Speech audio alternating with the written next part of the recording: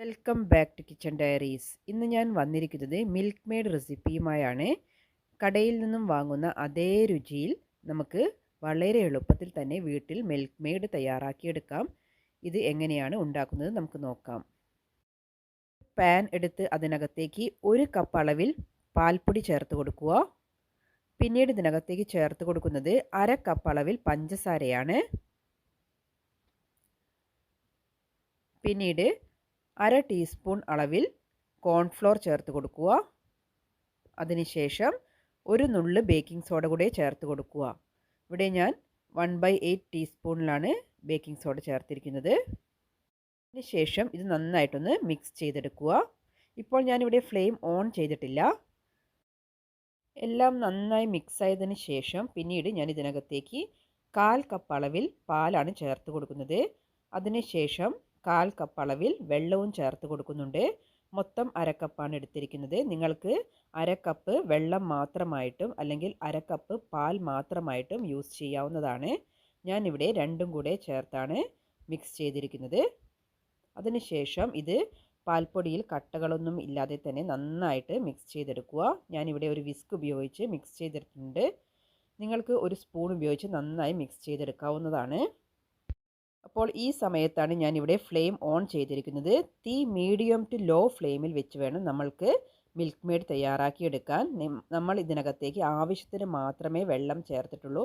അതുപോലെ തന്നെ പാൽപ്പൊടി ആയതുകൊണ്ട് തന്നെ നിങ്ങൾ കൈ എടുക്കാതെ തന്നെ ഇളക്കി കൊടുത്തുകൊണ്ടിരിക്കുക. ഇത് 2 മിനിറ്റ് കൊണ്ട് റെഡിയാവുന്നതാണ്.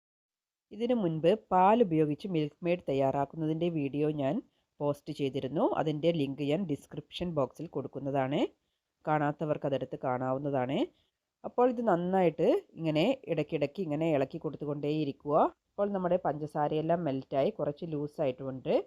ഇനി ഇത് നന്നായി ചൂടായി വരുന്ന സമയമാവുമ്പോഴേക്കും ഇത് കുറുകി വരുന്നതാണ്. പിന്നെ നിങ്ങൾ ഇതിനകത്തേക്ക് ചേർക്കുന്ന സാധനത്തിൻ്റെ അളവെല്ലാം കൃത്യമായിരിക്കണം. എങ്കിൽ മാത്രമേ നിങ്ങൾക്ക് നല്ല പെർഫെക്റ്റ് ആയിട്ടുള്ള മിൽക്ക് മെയ്ഡ് തയ്യാറാക്കാൻ പറ്റുകയുള്ളൂ.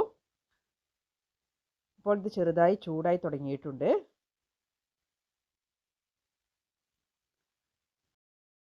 അപ്പോൾ വിശേഷ അവസരങ്ങളിലെല്ലാം പുഡിങ്ങും അതുപോലെ തന്നെ പായസമൊക്കെ ഉണ്ടാക്കുന്നതിന് വേണ്ടി നമുക്ക് മിൽക്ക് മെയ്ഡ് നേരത്തെ തന്നെ തയ്യാറാക്കി ഫ്രിഡ്ജിൽ സ്റ്റോർ ചെയ്ത് വെക്കാവുന്നതാണ്.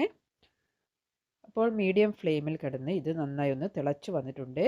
അപ്പോൾ ഇത് നന്നായി ഒന്ന് തിളച്ചതിന് ശേഷം 1 മിനിറ്റ് സമയം കൂടി ഒന്ന് ഇളക്കിയതിന് ശേഷം ഞാൻ ഫ്ലെയിം ഓഫ് ചെയ്തിട്ടുണ്ട്.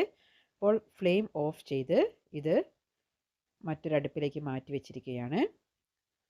അപ്പോൾ ഈ ഒരു കൺസിസ്റ്റൻസിയിൽ തന്നെ ഫ്ലെയിം ഓഫ് ചെയ്യാൻ പ്രത്യേകം ശ്രദ്ധിക്കുക. പിന്നെ ഇത് തണിയുന്ന സമയമാകുമ്പോഴേക്കും അല്ലെങ്കിൽ ചൂടാറുന്ന സമയമാകുമ്പോഴേക്കും ഇത് നന്നായിട്ട് പിന്നെ ആ മിൽക്ക് മെയ്ഡിൻ്റെ കൺസിസ്റ്റൻസി തന്നെ ആയി കിട്ടുന്നതാണ്.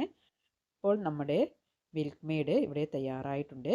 ഇത് ഞാൻ നന്നായി തണിഞ്ഞതിന് ശേഷം ഒരു ബൗളിനകത്തേക്ക് മാറ്റുന്നുണ്ട്. ഇപ്പോൾ നിങ്ങൾക്ക് കണ്ടാൽ തന്നെ അറിയാം, നമ്മൾ കടയിൽ നിന്ന് വാങ്ങുന്ന മിൽക്ക് മെയ്ഡിൻ്റെ അതേ ടെക്സ്ചറിൽ തന്നെ നമുക്കിവിടെ തയ്യാറാക്കിയെടുക്കാൻ കഴിഞ്ഞിട്ടുണ്ട്.